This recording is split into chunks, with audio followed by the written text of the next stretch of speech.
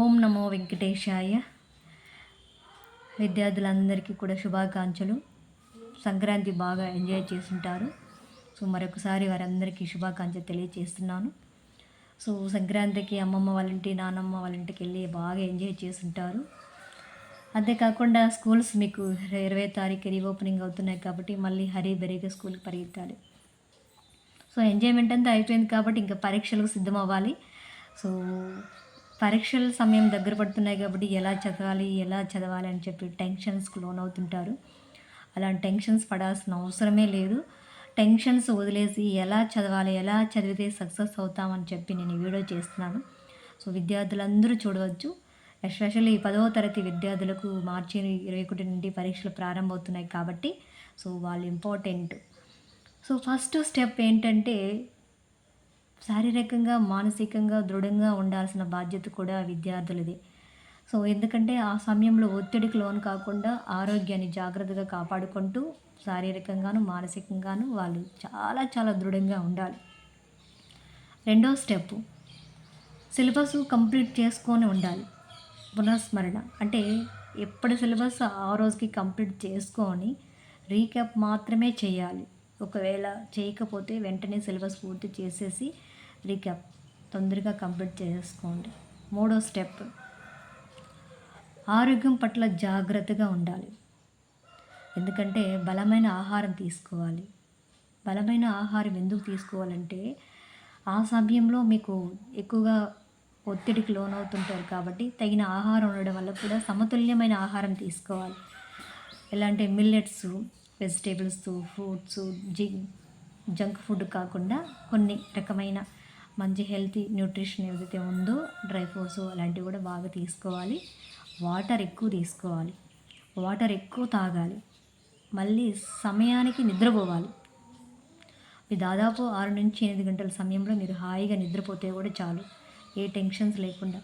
అది కూడా మీరు వ్యాయామం కూడా చేసుకోవాలి. మార్నింగ్ మెడిటేషన్, చిన్న యోగా, ఈవినింగ్ పడుకునే ముందు కూడా మీరు చదువుకొని కాస్త ఒక 10 నిమిషాలు లేదా రిలాక్స్ కోసం మెంటల్ ట్రస్ట్ ఉంటుంది కాబట్టి కాస్త మీరు ఇది చేసుకోవచ్చు.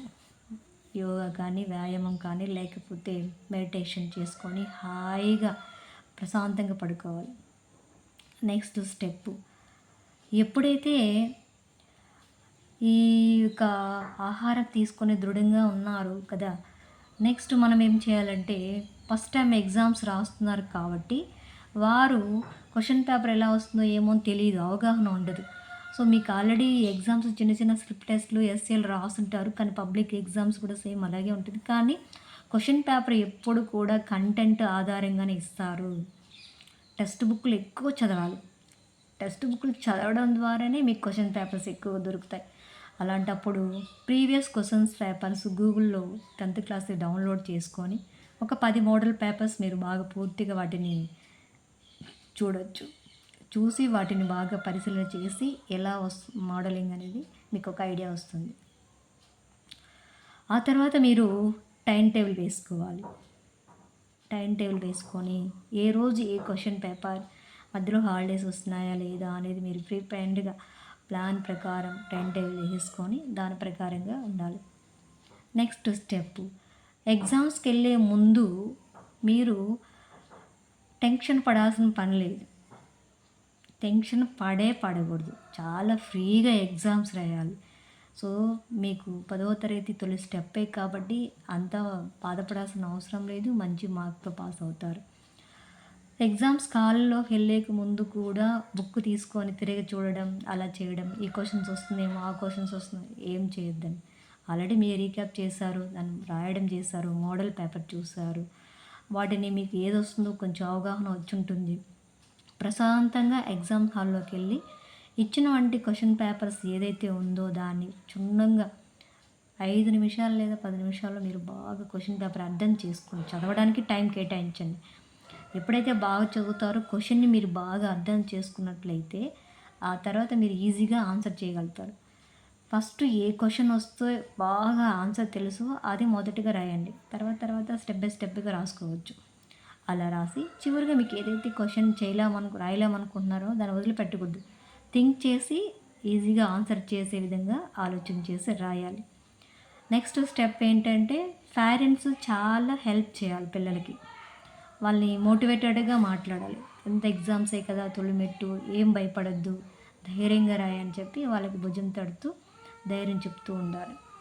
ఎగ్జామ్ హాల్లోకి వెళ్ళిన తర్వాత పక్కన వాడిని చూడడం, కాపీ కొట్టాలా లేదా, టైం వేస్ట్ చేసుకోకూడదు. నీకు ఏం తెలుసో అది నువ్వు నీట్గా ప్రజెంట్ చేయి.